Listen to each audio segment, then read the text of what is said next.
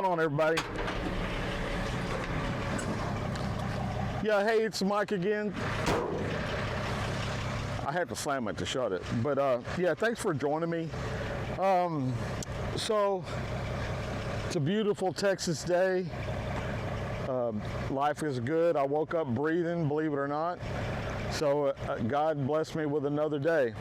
So I have another request. The request is from Jeff Cowie. He pronounces it Cowie. He wants to hear Eric Bogel saying the band played Waltzing Matilda. And I know that's a special song for you guys down there in Australia. So I'm glad I could, throw my reaction into the mix as well.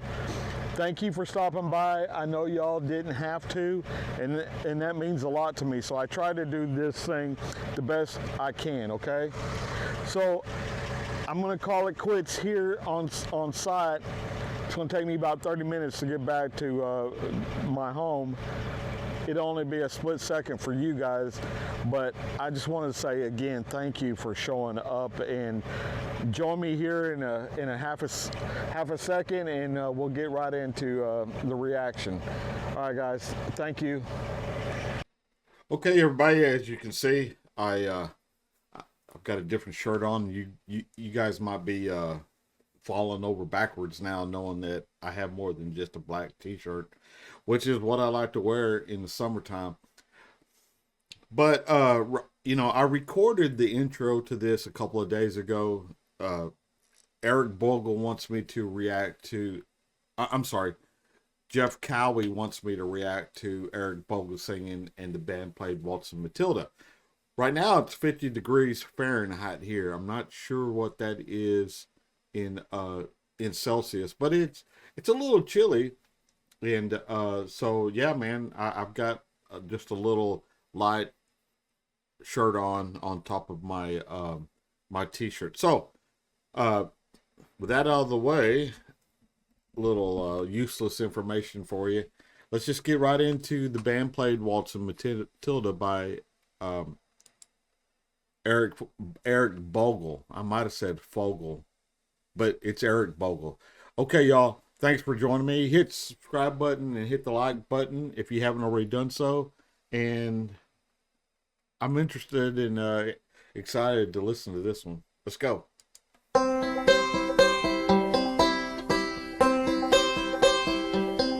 Now when I was a young man, I carried me pack, and I lived the free life of the rover.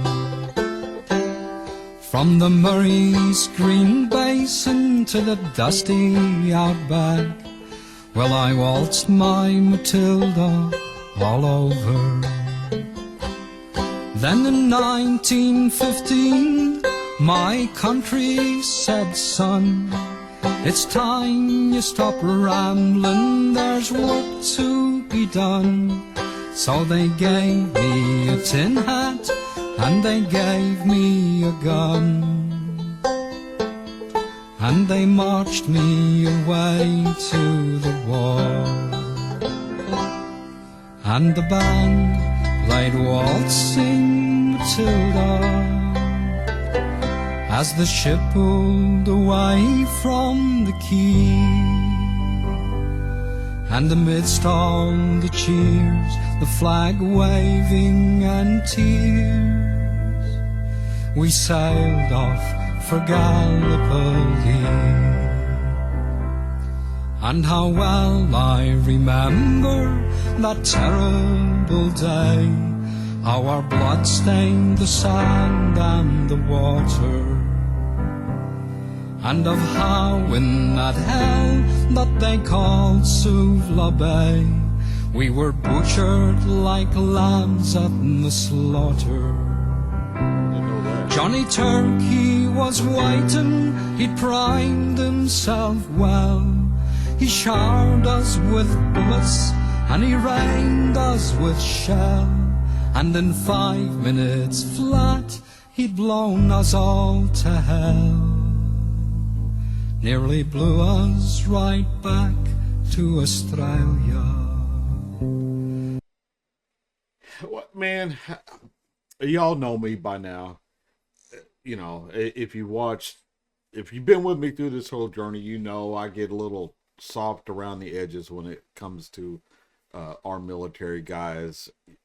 Your military as well as my military. So,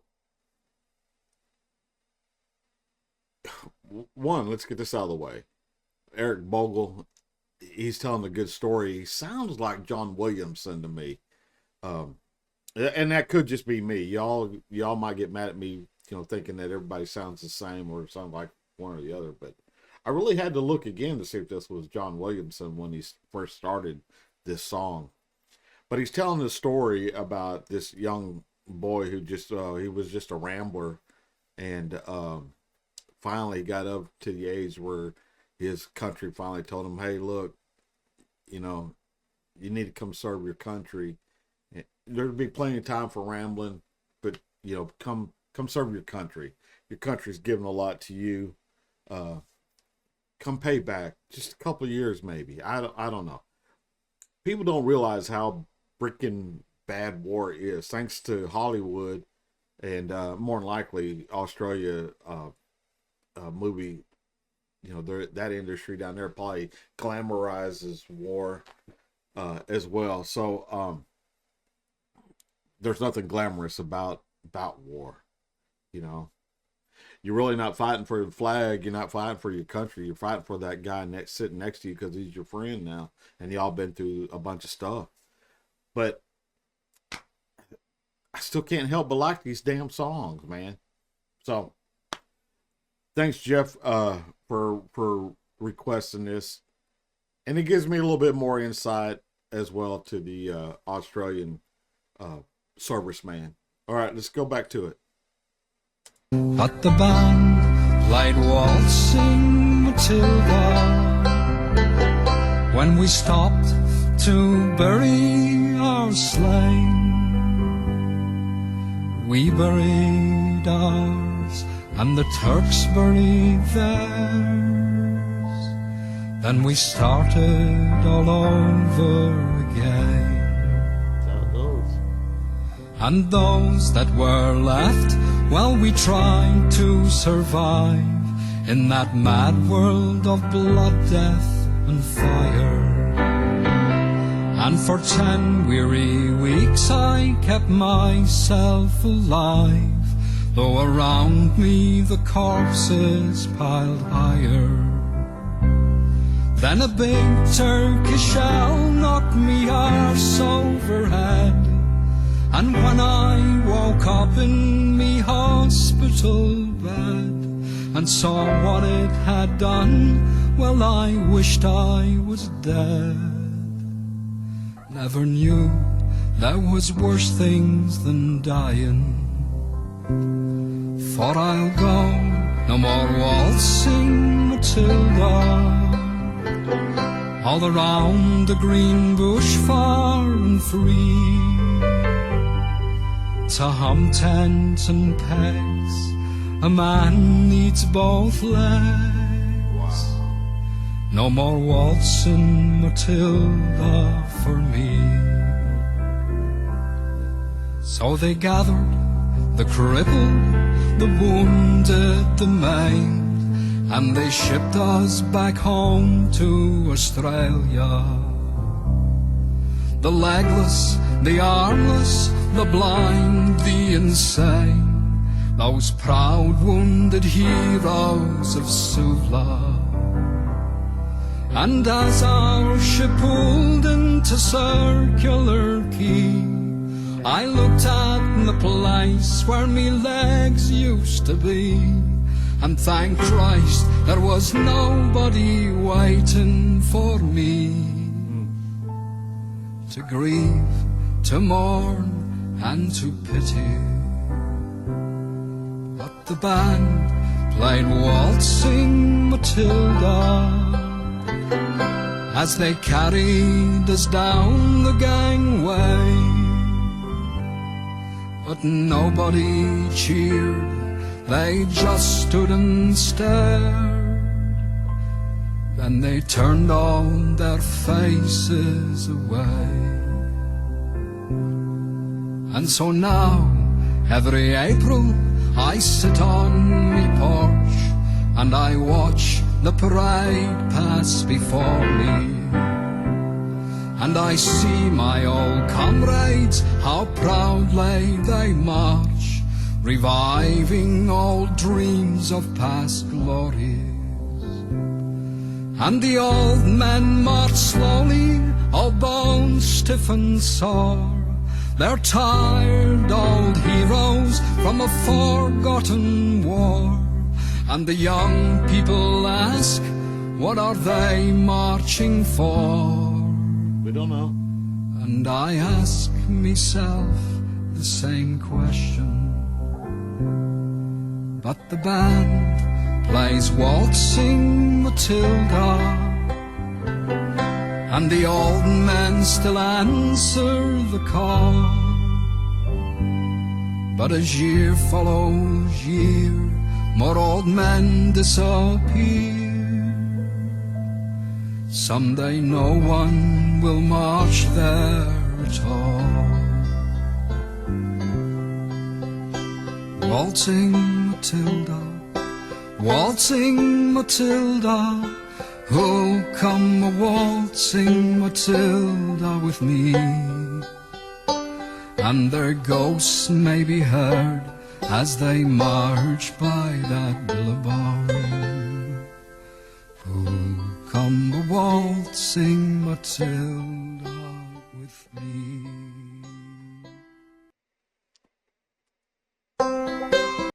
All right. All right, let me just say that, first of all, for like I said earlier, that Hollywood has a tendency to glamorize war. But give this a thought for a minute. So the guy that was singing this song, or the character, I guess, who was narrating this song, lost both of his legs. And I think he said, I thought I'd heard 1950, but he probably said 1915. That's what it looked like. It looked like the First World War to me in the footage that I saw. But imagine going to a war. You have no say-so in it. You're going to go where you're told. I mean, there's just no where, I ain't going. You're not going to be able to tell your government, nah, man, I don't feel like going to war. That's where people get hurt. So he has no say-so, and he goes. He sucks it up. He's brave, and he does it, and he does what he's told, and he loses both his legs.